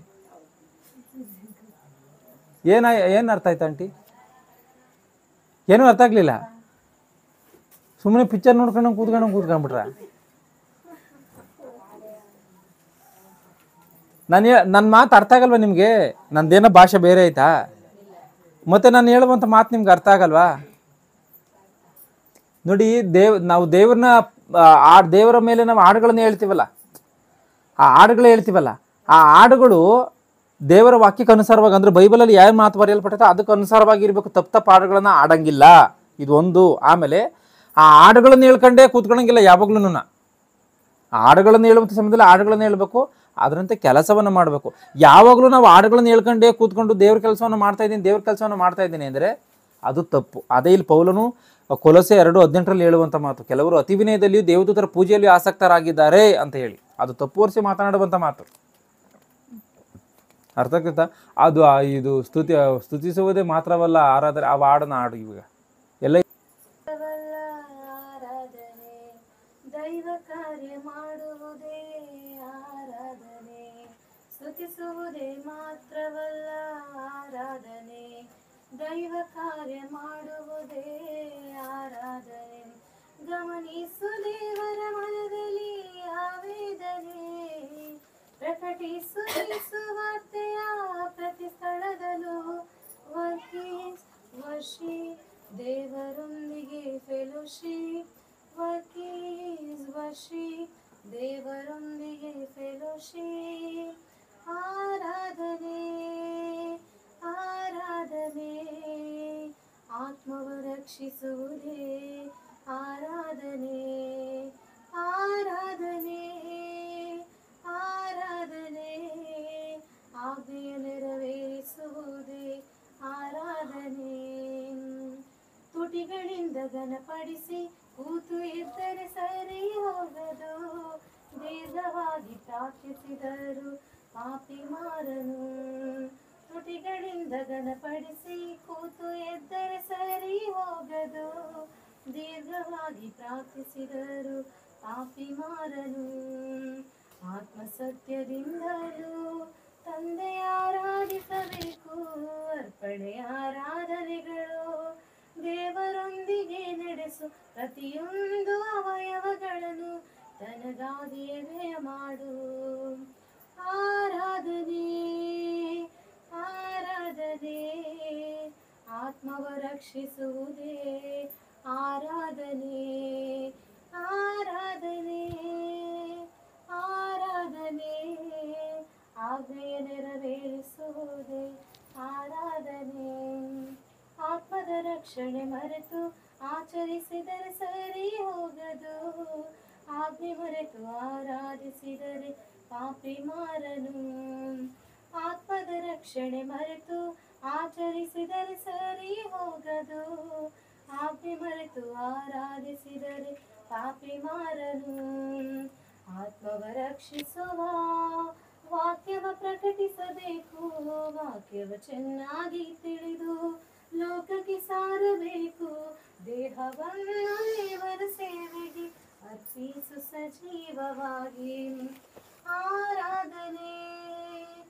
ಆರಾಧನೆ ಆತ್ಮವ ರಕ್ಷಿಸುವುದೇ ಆರಾಧನೆ ಆರಾಧನೆ ಆರಾಧನೆ ಆಜ್ಞೆಯ ನೆರವೇರಿಸುವುದೇ ಆರಾಧನೆ అర్థం చెప్పు ఒకసారి ಇದ್ರ ಅರ್ಥ ಏನು ಅಂತ ಅರ್ಥ ಆಯ್ತಾ ಅರ್ಥ ಆಗಿಲ್ಲ ಇನ್ನೊಂದ್ಸತಿ ಹೇಳು ಒಂದ್ಸತಿ ಹೇಳ್ಕಂಬ ಹಾಡುಗಳ ಇದ್ರ ಅರ್ಥ ಏನು ಅಂತ ಒಂದ್ ಸ್ವಲ್ಪ ಟಚ್ ಕೊಟ್ಕೊಂಬ ಅಂದ್ರೆ ನಾವು ಅಂದ್ರೆ ದೇವರನ್ನ ಸ್ತುತಿಸೋದು ಆರಾಧಿಸೋದು ಅದ್ ಮಾತ್ರನೇ ಅಲ್ಲ ನಿಜವಾದ ಆರಾಧನೆ ಏನು ಅಂದ್ರೆ ದೇವರ ಸುವಾರ್ತೆಯನ್ನ ದೇವರ ಏನು ವಾಕ್ಯಗಳೈತೋ ಅದನ್ನ ಅಂದ್ರೆ ದೇವರ ಸತ್ಯವನ್ನ ಅಂದ್ರೆ ಅನ್ಯ ಜನರು ಕೂಡ ಸಾರಿ ಅವರನ್ನ ರಕ್ಷಣೆ ಮಾರ್ಗದತ್ತ ನಡೆಸೋದೇ ನಿಜವಾದ ಒಂದು ಆರಾಧನೆ ದೇವರಿಗೆ ಸಲ್ಲಿಸಬೇಕಾಗಿರೋ ಗೌರವ ಅಂತ ತುಟಿಗಳಿಂದ ಘನಪಡಿಸಿ ಕೂತು ಇದ್ರೆ ಸರಿ ಹೋಗೋದಂದ್ರೆ ನಾವು ಬರೀ ಬಾಯಿ ಮಾತಿನಿಂದ ಆಗ್ಲಿ ಬಾಯಿ ಉಪಚಾರದಿಂದ ಆಗ್ಲಿ ಮಾತಾಡಿದ್ರೆ ಸರಿ ಹೋಗಲ್ಲ ಅದು ಆಮೇಲೆ ನಾವ್ ಎಷ್ಟೇ ಹೊತ್ತು ಕೂತ್ಕೊಂಡ್ರು ಪ್ರಾರ್ಥನೆಯಲ್ಲಿ ಅಂದ್ರೆ ಪ್ರಾರ್ಥಿಸ್ತೀವಿ ಅಂತ ಹೇಳಿ ಬಾಯಿಗಳಿಂದ ಆಗ್ಲಿ ನಾವು ಹಾಡುಗಳಿಂದ ಆಗ್ಲಿ ಘನಪಡಿಸೋದು ಮಾತ್ರ ಅಲ್ಲ ಅದ್ರ ಬದಲಾಗಿ ಸತ್ಯದಿಂದಲೂ ಆಮೇಲೆ ಆತ್ಮದಿಂದಲೂ ಸತ್ಯದಿಂದಲೂ ಆತನನ್ನ ಆರಾಧಿಸುವುದು ಹೆಂಗೆ ಅಂದ್ರೆ ಅದರ ಕಾರ್ಯಗಳನ್ನ ಮಾಡುವುದಷ್ಟೇ ಅಂದ್ರೆ ವಾಕ್ಯ ಏನಾಯ್ತು ಅದನ್ನ ಕಾರ್ಯರೂಪವಾಗಿ ನಾವು ಮಾಡೋದಾದ್ರೆ ಸತ್ಯವಾಗ್ಲೂ ಅದು ನಿಜವಾದ ಏನು ದೇವರ ಆರಾಧನೆ ಆಗುತ್ತೆ ಅಂತ ಅದಾದ್ಮೇಲೆ ನಮ್ಗೇನು ದೇಹದ ಅವಯವಗಳೈತೋ ಎಲ್ಲವನ್ನ ಕೂಡ ಪರಿಪೂರ್ಣವಾಗಿ ದೇವ ಸೇವೆಗೆ ಅರ್ಪಿಸುವಂಥದ್ದು ಉಂಟು ಮಾಡಿದಂಥ ಮಹಾಶಕ್ತನೇ ನಿನ್ನ ನಾಮಕ್ಕೆ ಮಹಿಮೆ ಆಗಲಿ. ಈ ಒಂದು ಅಮೂಲ್ಯವಾದಂಥ ಸಮಯದಲ್ಲಿ ತಂದೆ ನಿನ್ನ ಒಂದು ಅಮೂಲ್ಯವಾದಂಥ ಮಾತುಗಳನ್ನು ಸ್ವಲ್ಪ ಕಾಲ ಅರ್ಥ ಮಾಡಿಕೊಳ್ಳಲು ಕೊಟ್ಟಂಥ ಅವಕಾಶಕ್ಕಾಗಿ ನಿನ್ನ ನಾಮಕ್ಕೆ ಮಹಿಮೆ. ದೇವ, ಈ ಒಂದು ಪ್ರಾಂತ್ಯದಲ್ಲಿ ಬಹುಮಂದಿ ಅನ್ಯರಿದ್ದಾರೆ ತಂದೆ. ಈ ಒಂದು ಕುಟುಂಬ ಮಾತ್ರವೇ ರಕ್ಷಣೆ ಮಾರ್ಗದಲ್ಲಿ ಇದೆ ದೇವ. ಅನೇಕರನ್ನು ಸತ್ಯದ ಮಾರ್ಗಕ್ಕೆ ತಿಳಿಸುವಂಥ ಜವಾಬ್ದಾರಿ ನಮಗಿದೆ ಎಂದು ಇವರೆಲ್ಲರೂ ಕೂಡ ಅರ್ಥ ಮಾಡಿಕೊಂಡು ಒಮ್ಮನಸ್ಸಿನಿಂದ ಸತ್ಯವನ್ನು ಅರ್ಥ ಮಾಡಿಕೊಂಡು ಒಮ್ಮನಸ್ಸಿನಿಂದ ಇವರನ್ನು ಕಾಪಾಡಲು ಮುಂದಾಗುವಂತೆ ಸಹಾಯ ಮಾಡಿ. ಯಾವುದೇ ಕಾರಣಕ್ಕೂ ಅಯೋಗ್ಯವಾಗಿ ಜೀವಿಸಿ ಅನ್ಯರ ಒಂದು ನಿಂದೆಗೆ ಗುರಿಯಾಗದಂಥ ರೀತಿಯಲ್ಲಿ ಬದುಕಲು ಇವರಿಗೆ ಸಹಾಯವನ್ನು ಅನುಗ್ರಹಿಸಿ. ಪಾರಿವಾಳದಂತೆ ಜಾಣರು ಸರ್ಪದಂತೆ ಜಾಣರು ಪಾರಿವಾಳದಂತೆ ನಿಷ್ಕಪಟಿಗಳು ಆಗಿ ಇರುವಂತೆ ಸಹಾಯ ಮಾಡಿ ತಂದೆ. ಪವಿತ್ರಾತ್ಮನಾದಂಥ ದೇವರೇ,